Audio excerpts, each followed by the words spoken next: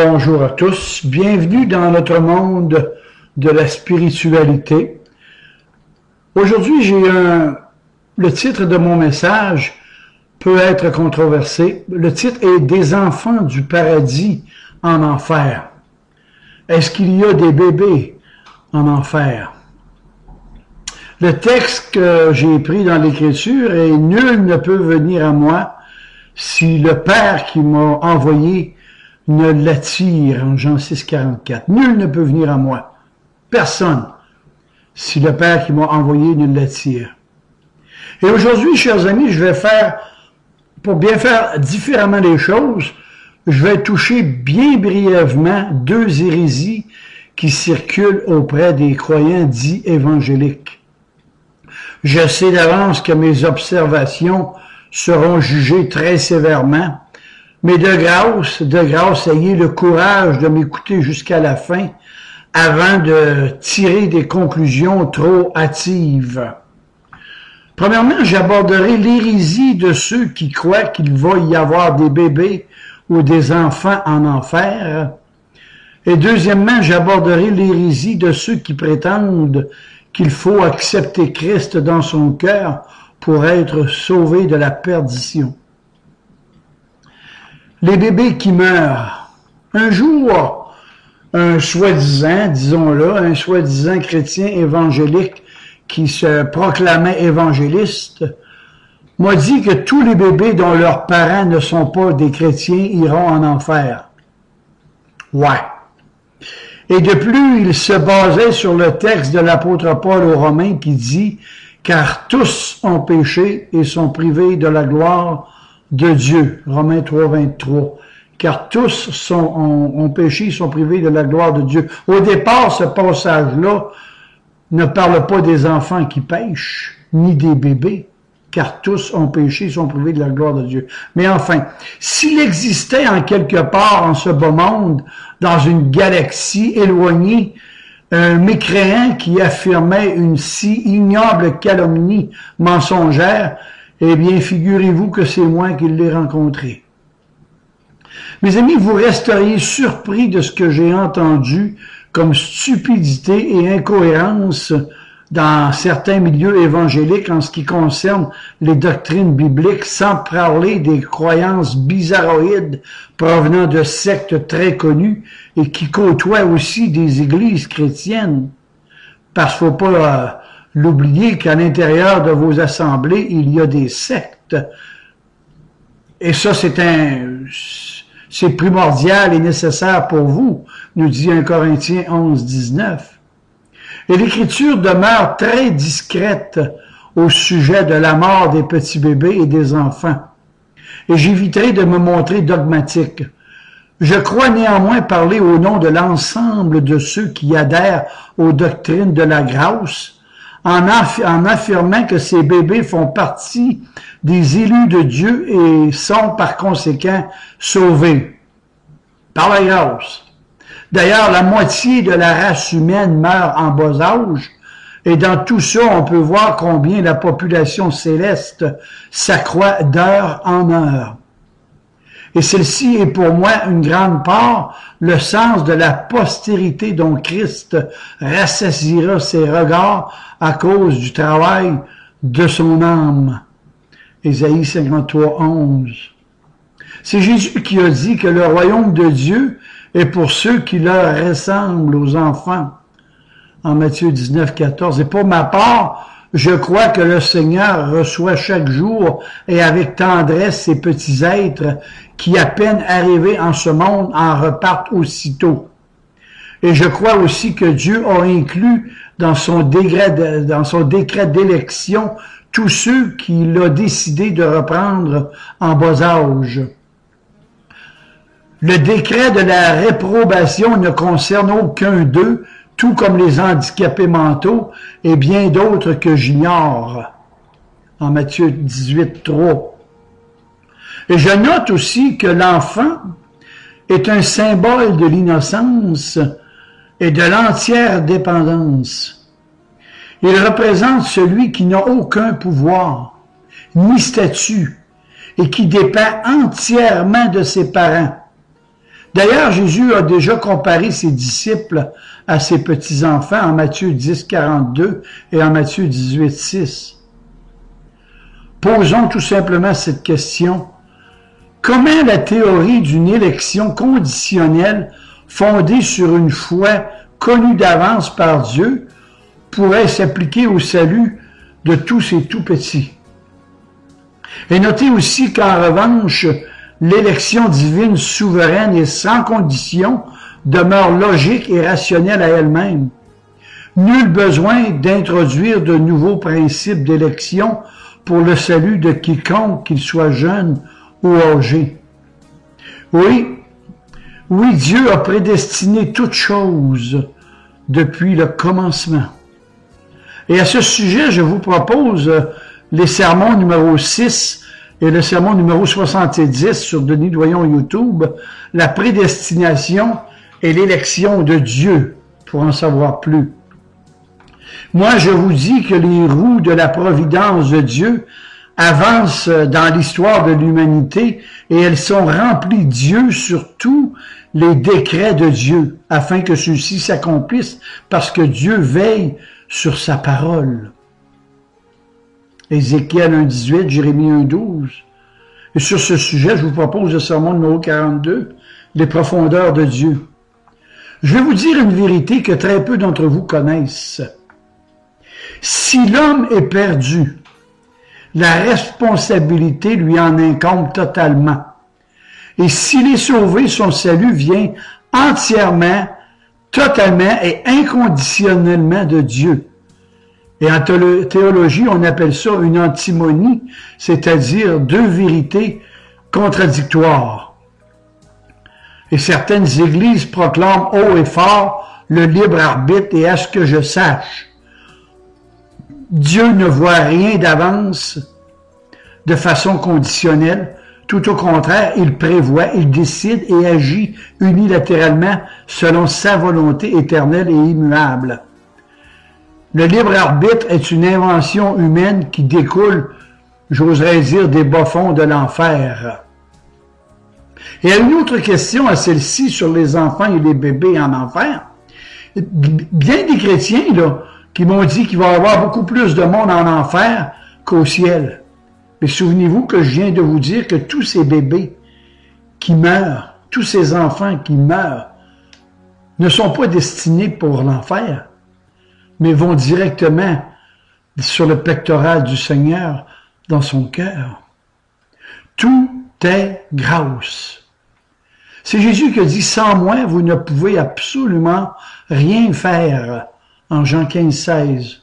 J'aborde mon deuxième sujet. En dehors de la grâce de Dieu, l'homme demeure incapable de remplir les conditions indispensables au salut. Aucun homme ne pouvait accomplir le salut de Dieu, et même, je vous dirais plus, que certains hommes ont même inventé un plan du salut que je ne retrouve nulle part dans la Bible.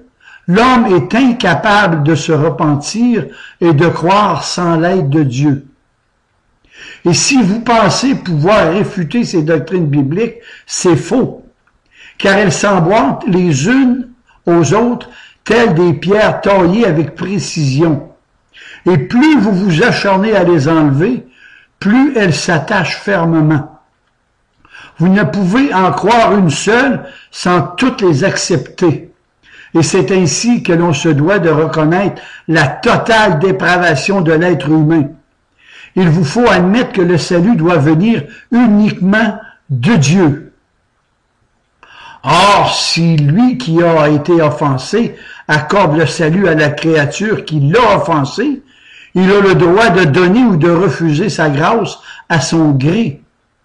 Voici donc l'élection souveraine et sans condition d'où découle le reste.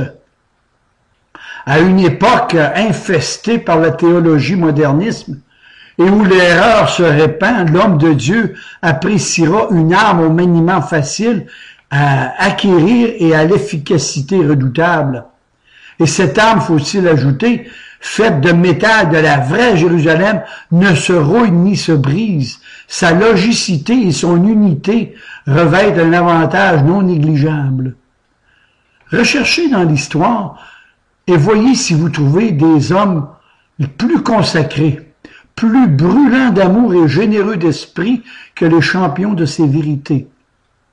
Les saints de ce calendrier, même sans être canonisés par Rome, figurent en première place dans le livre de vie.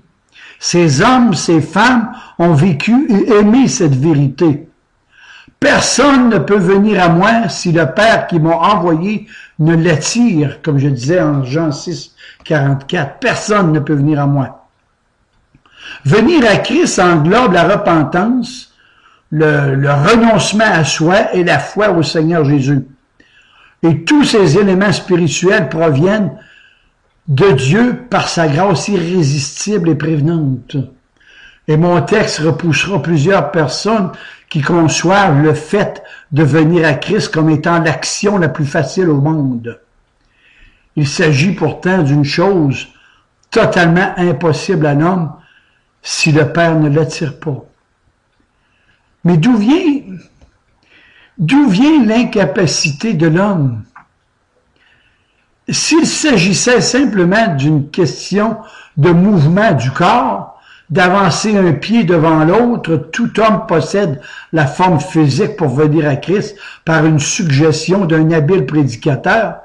Et si cette action comprend le fait de prononcer une prière, l'homme n'a pas naturellement de handicap en ce sens, à moins d'être muet. Il peut ouvrir la bouche tout aussi facilement pour une prière que pour un blasphème. Aucun homme n'en est dépourvu au point d'avoir une excuse pour rejeter l'Évangile. Je peux croire en la véracité de cette Bible aussi facilement qu'en celle de tout autre livre.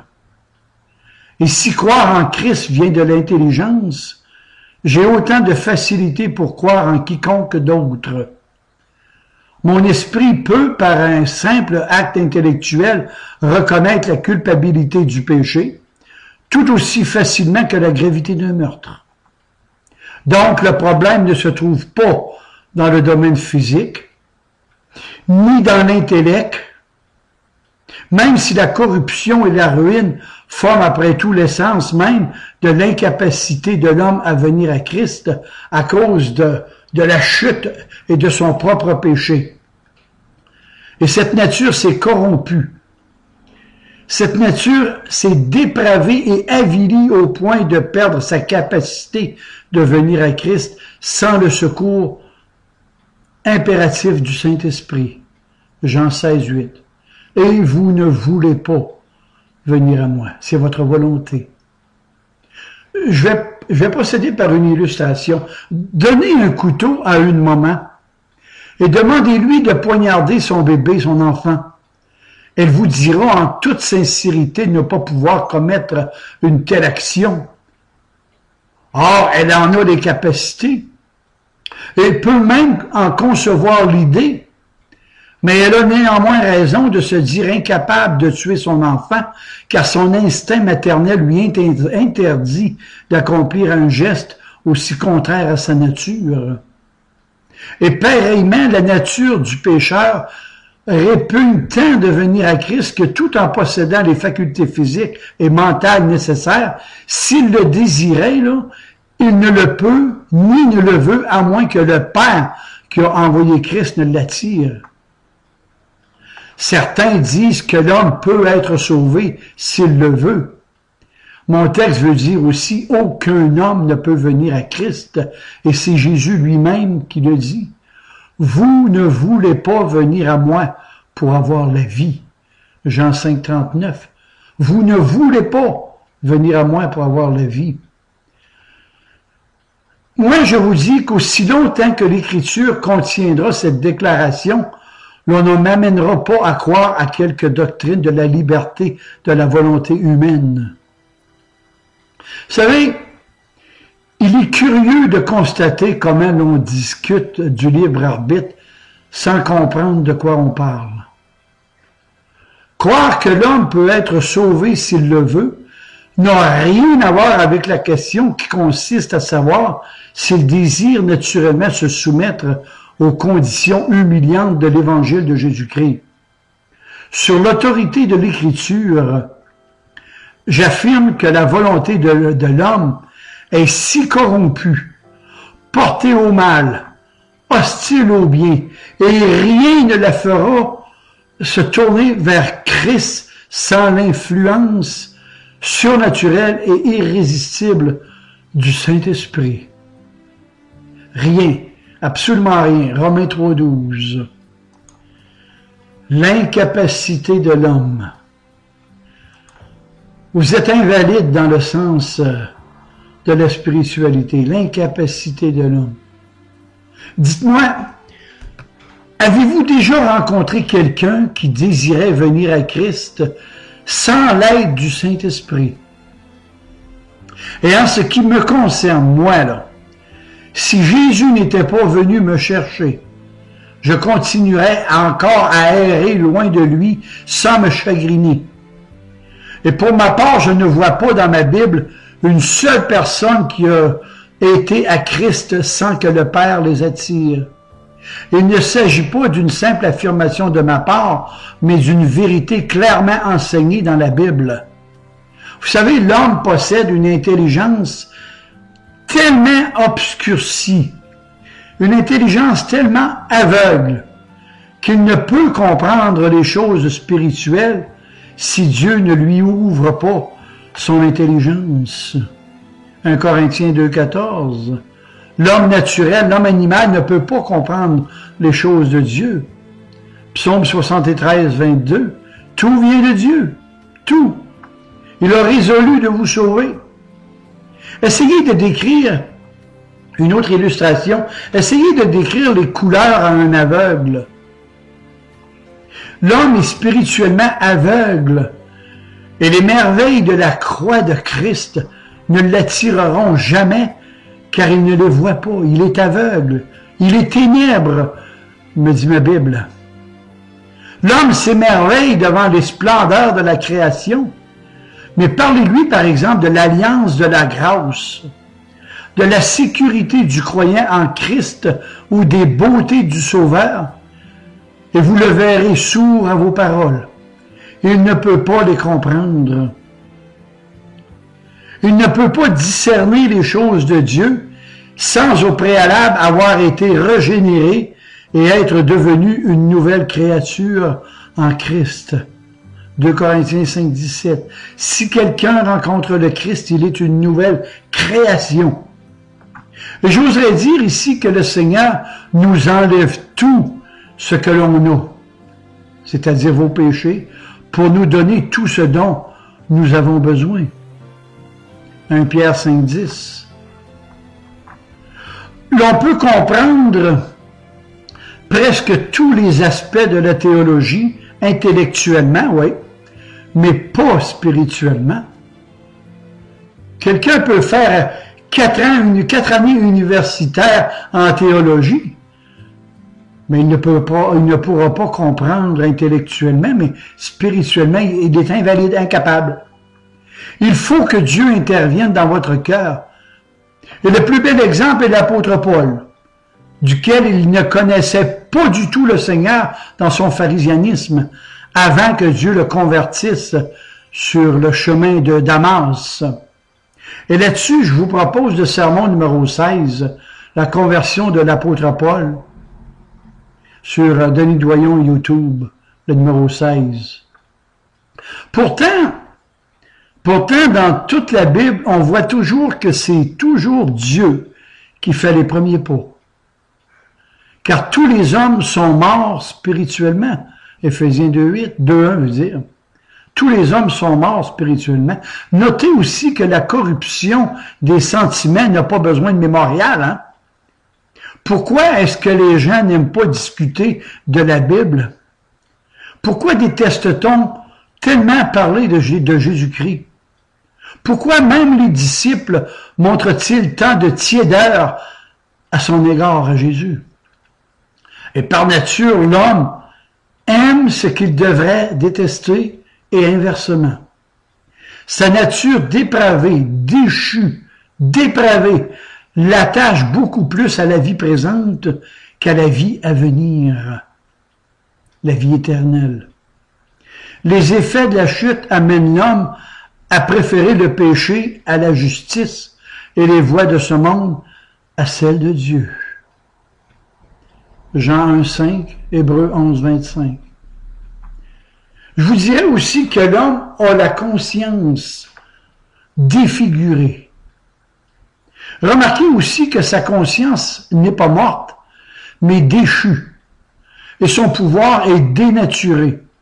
Elle ne possède plus cette clarté qui la caractérisait avant la chute, et n'exerce plus dans une certaine mesure sa suprématie sur l'âme humaine. Et c'est pourquoi d'ailleurs que le Saint-Esprit doit agir pour nous montrer notre besoin d'un Sauveur et nous conduire au Seigneur Jésus. Les hommes ne viennent pas à Christ parce qu'ils ne le veulent pas et ne le peuvent pas. Et tout ça, c'est à cause de l'obstination de leur volonté. Il a la conscience défigurée. Une fois celle-ci dominée et assujettie, la lourde pierre a roulé à l'entrée de son cœur. Toutefois, mon texte ne dit pas « veut », mais « nul ne peut venir à moi ». Et beaucoup de chrétiens prennent ce « peut » comme accentuation de sens du mot « veut ». Et cette interprétation, elle est totalement fausse. Totalement fausse. L'homme naturel ne manque pas seulement du désir d'être sauvé, mais il possède une incapacité spirituelle pour venir à Christ. Permettez-moi, rendu à ce stade, de vous poser une question. Lorsque vous avez un désir profond d'entrer en communion intime avec le Seigneur, est-ce que votre force est égale à votre désir? Vous le désirez, mais vous n'en avez pas toujours la force sans l'aide du Saint-Esprit. Et si l'enfant de Dieu, même après 30 ou 40 ans d'expérience spirituelle, constate son incapacité spirituelle à réaliser les désirs de son cœur, à combien est plus forte le pauvre pécheur non pardonné manquera-t-il du vouloir et du pouvoir de venir à Christ? La Bible le présente comme étant mort dans ses fautes et dans ses péchés. Et dites-moi, un mort ne perd-il pas toutes ses capacités? Vous savez, il existe une nette distinction entre l'octroi de la volonté et celui de la capacité. C'est certain, d'où Dieu donne le pouvoir, le vouloir, le pouvoir suivra, car Dieu ne tourmentera pas l'homme par un désir qu'il ne pourra jamais accomplir sans l'aide de Dieu. Philippiens 2,13, c'est lui qui donne le vouloir et le faire. Et souvent, l'on m'accuse de prêcher des doctrines nuisibles. Je l'avoue, c'est vrai. Mes meilleurs coups n'ont pas été contre l'intégrité de la Bible, mais seulement contre les armées de Satan. Tiens, je viens tout juste de recevoir cette question. Monsieur, puisque je ne peux pas me sauver moi-même et ni venir à Christ de par ma propre volonté, donc je ne peux rien faire et je suis déjà condamné. Moi, je vous dis que la responsabilité de votre perdition ne repose que sur votre propre tête. Car aujourd'hui, là, vous pouvez vous procurer une Bible. Aujourd'hui même, vous pouvez l'étudier sérieusement. Vous pouvez renoncer à vos péchés et vous détourner des vices que vous aimez. Vous pouvez mener une vie honnête, sobre et juste. Seul venir véritablement à Christ ne réside pas en votre pouvoir. Aujourd'hui, en m'écoutant prêcher l'Évangile, vous n'avez plus aucune excuse. L'incapacité de bien agir provient de l'habitude de faire le mal. Loin d'excuser le pécheur de son indifférence, je veux poser une grenade sous le siège de la passivité qui conduit tout droit à une perdition éternelle. Et puisse Dieu, le Saint-Esprit, se servir de cette vérité que je vous enseigne, qui semble condamner l'homme et l'empêcher de venir à Christ lorsque dans les faits, elle cherche à le convertir.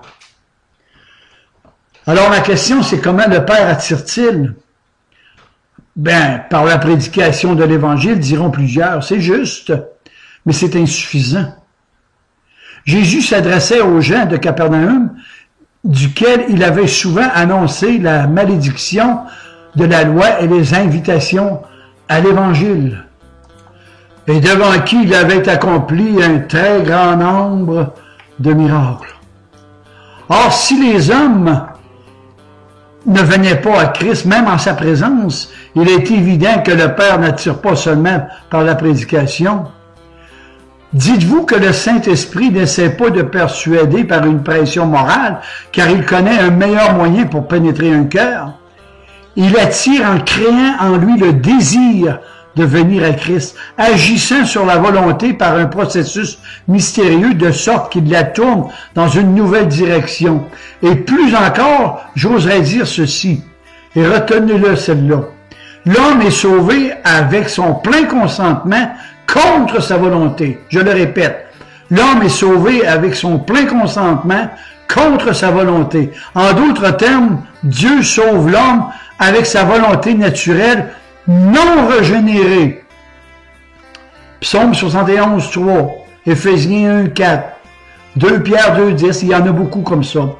L'homme est sauvé en dépit de l'obstination de sa volonté naturelle et de son plein gré, car Dieu le dispose à vouloir être sauvé. Et lorsque le Saint-Esprit exerce son influence dans un cœur, l'homme se met à suivre celui qui l'attire, heureux d'obéir à la voix autrefois méprisée.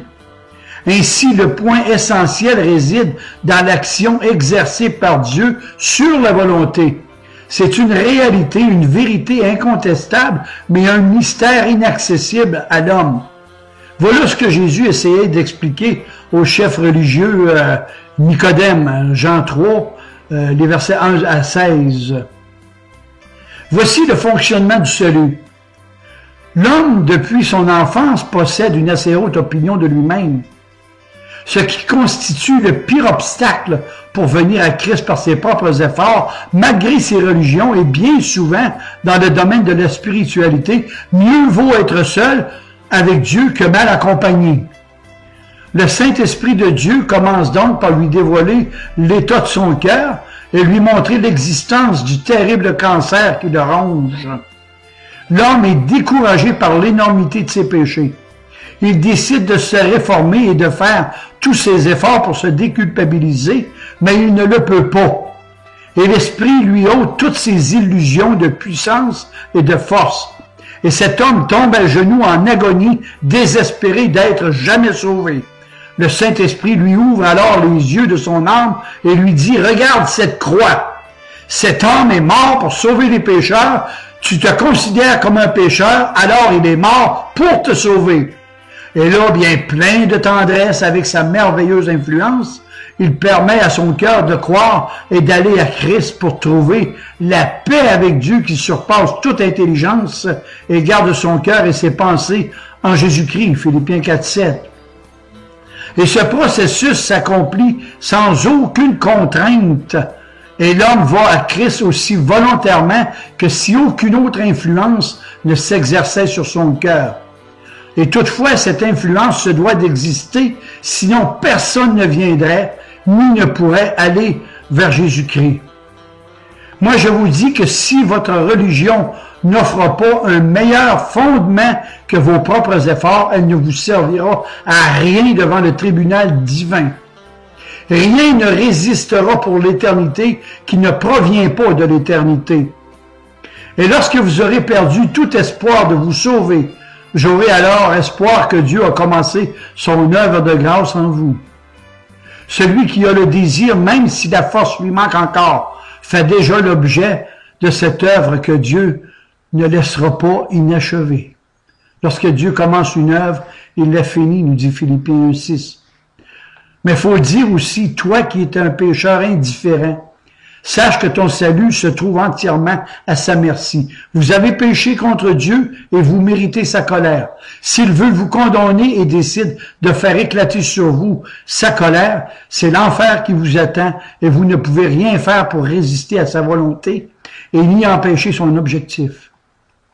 S'il décide de vous sauver, il est capable de le faire à la perfection, mais il s'agit du Dieu que vous avez offensé sans relâche. Est-ce que l'effroi de cette condamnation vous accuse et que vous êtes entièrement désarmé face à sa justice? Parce que Dieu ne veut pas que le méchant meure, mais qu'il soit sauvé. L'amour de Dieu, là, n'enverra jamais personne en enfer. C'est sa justice. C'est sa justice. Ézéchiel 33, 11. Dites-vous que toute votre propre justice n'est que souillure. Nous étions tous en dépravation totale. Et ce n'est pas à cause de vous qu'il agit de la sorte. Il agit à l'égard de la sainteté de son nom et fait de son bien ce qu'il veut, quand il veut et pour qui il veut. C'est toujours sa volonté et non la nôtre. Ésaïe 59, 2, Ézéchiel 20, 14, Matthieu 20, 14, Jean 5, 21, Romains 9, 14 et tous ces textes. Je vous dis aussi que si vous avez cette panique et la condamnation dans votre cœur, je m'en réjouis. Oui. Je m'en réjouis parce que cette réaction peut être le premier effet de l'œuvre du Saint-Esprit dans votre âme. Donc, si le Père vous attire, c'est que vous ne pouviez pas venir à lui. Écoutez cette vérité bénie de sa parole en ce qui concerne la repentance. Ils viendront en pleurant, dit le Seigneur, et je les conduirai au milieu de leurs supplications. Je les conduirai vers des torrents d'eau par un chemin unique. Un chemin unique. Jésus a dit, je suis le chemin, d'où ils ne chancelleront jamais, et je serai un père pour eux. Jérémie 31, 9. J'oserais dire que la repentance est toujours le chemin qui ramène à la maison. Je termine en vous disant que si vous allez à Christ, sachez que c'est Dieu qui vous attire. Il le fait parce qu'il vous a aimé dès la fondation du monde, et que votre cœur bondisse de joie de vous savoir parmi les élus. Votre nom était gravé sur les mains du Sauveur lorsque les clous les fixèrent au bois maudit. Votre nom brille sur le pectoral de son cœur, non seulement aujourd'hui, mais depuis la création de l'univers. Le croyez-vous? Réjouis-toi dans le Seigneur, toi qui es venu à Christ, et laisse éclater ta joie car le Père t'a attiré. Et tu as ici la preuve, le témoignage solennel d'avoir été choisi depuis l'éternité et la garantie que la puissance de Dieu te gardera par la foi pour le salut, prêt à être révélé dans les derniers temps. Pourriez-vous placer un petit amen sur tout ce que je viens de vous expliquer? Que le Seigneur de toute grâce répande sur votre âme ses plus majestueuses bénédictions.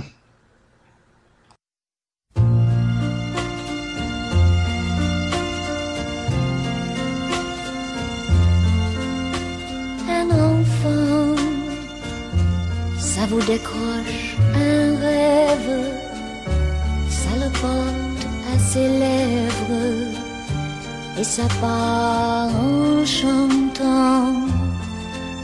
Un enfant avec un peu de chance, ça entend le silence et ça pleure des diamants.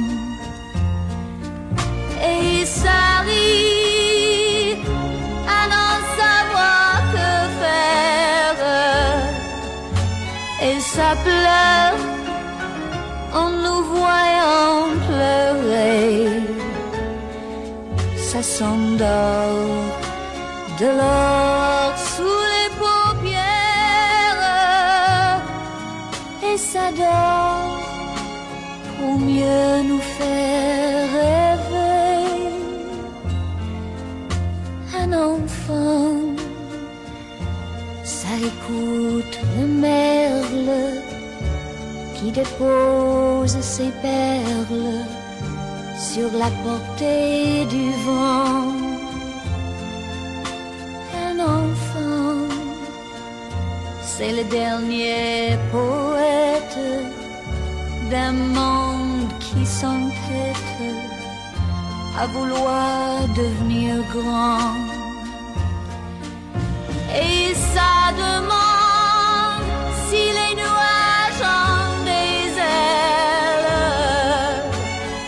Et ça s'inquiète d'une neige tombée. Et ça croit que nous sommes fidèles.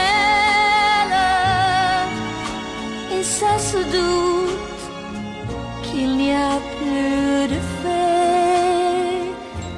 Mais un enfant, et nous fuyons l'enfance.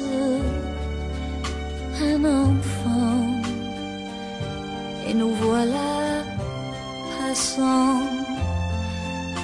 Un enfant, et nous voilà patience. Un enfant, et nous voilà passés.